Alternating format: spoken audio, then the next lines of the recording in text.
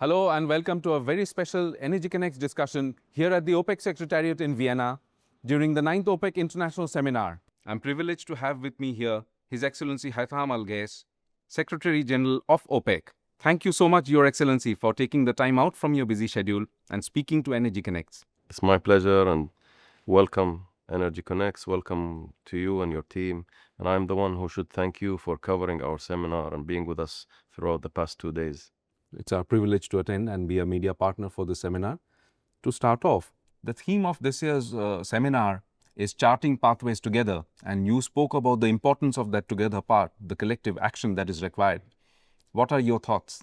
Well, we spent a lot of time thinking about this theme and working with our experts and our team members.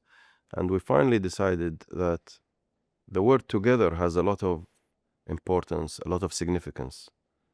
In a world where there's a lot of divisions and fragmentation on energy matters, as you have seen in the past years, with diverse views and often very different views about what should be the pathway for future energy, how the world can invest to be ready for the future growth, we thought the best thing is to show a sense of togetherness. And this is something that is not uncommon or strange for OPEC, actually. We have, if you recall, and you have seen a lot of my speeches or my colleague or even their excellencies, our ministers in various international fora, OPEC has always been a voice that is called for togetherness, for cohesiveness.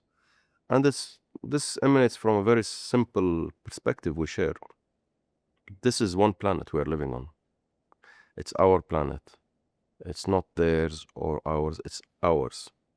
And the togetherness is important because we have to take care of this planet in terms of providing the energy security, in terms of providing the affordability, the reliability, and of course in terms of tackling the emissions, which is from all sources. It's not just from oil, as some have painted a picture, unfortunately, and have tried to demonize oil and gas for many, many years and make it like the villain. So therefore we thought, under this platform, under the umbrella of this seminar, and you have seen by the diversity of the speakers we have had and managed to include in the various panels and the ministerial and high-level roundtables, we had people from the Secretary General of the IRENA, which people would never expect the Secretary General of Renewables to be at an OPEC seminar. We work very closely with IRENA, with various stakeholders, the Gas Exporting Countries Forum, consuming countries, the Minister, His Excellency from India, members of the Declaration of Cooperation were all together with us. We had a total of 23 ministers.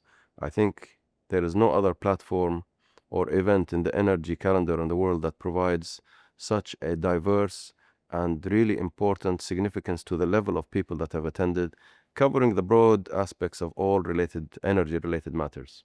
That's an excellent analysis, Your Excellency. And that brings me to the next question, where you spoke about cohesiveness and togetherness.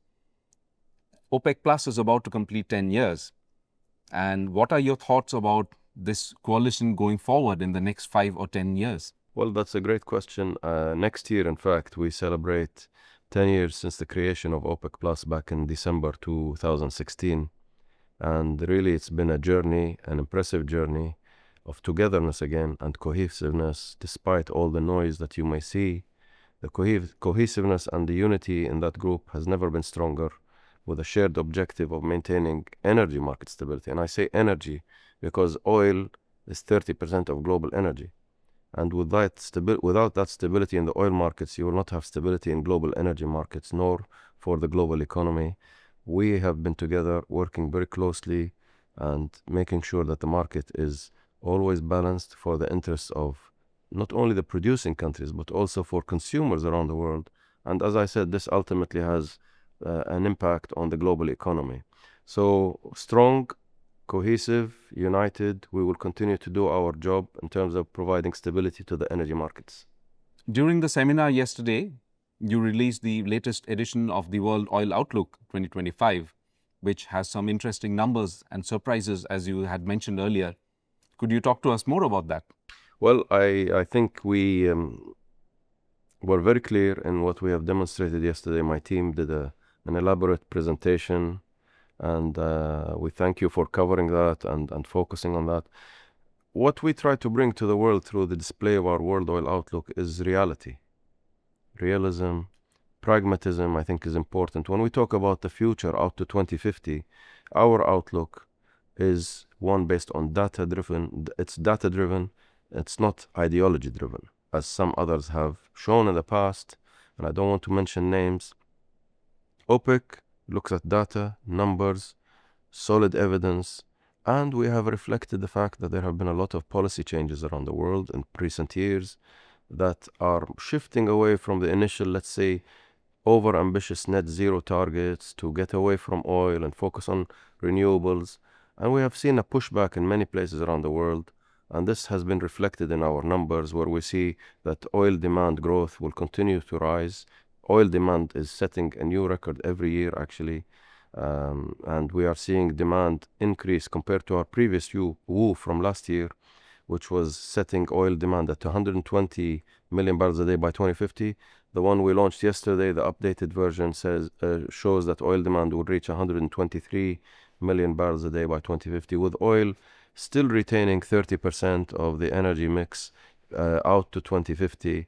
Of course, what this means is that it puts an additional responsibility on our shoulders as OPEC Plus members, that we continue to advocate for increased investments in the energy sector. Particularly in the oil industry, we are seeing a requirement for investments of up to $18.2 trillion, which is a massive requirement for investments from now to 2050. And it's important that the world gets this right and invests now in order to be ready for the future. Your Excellency, thank you so much for your insights, and it's been a pleasure talking to you. Thank you for your invitation to the Secretariat. Thank you to Energy Connects, to you and your team for being our valuable media partner, and also we're happy to welcome you always here in the OPEC Secretariat. Thank you very much. Thank you, Your Excellency.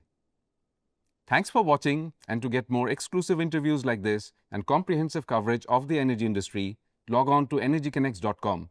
Don't forget to follow us on social media, and I will be back with more interviews and discussions soon. Until then, goodbye.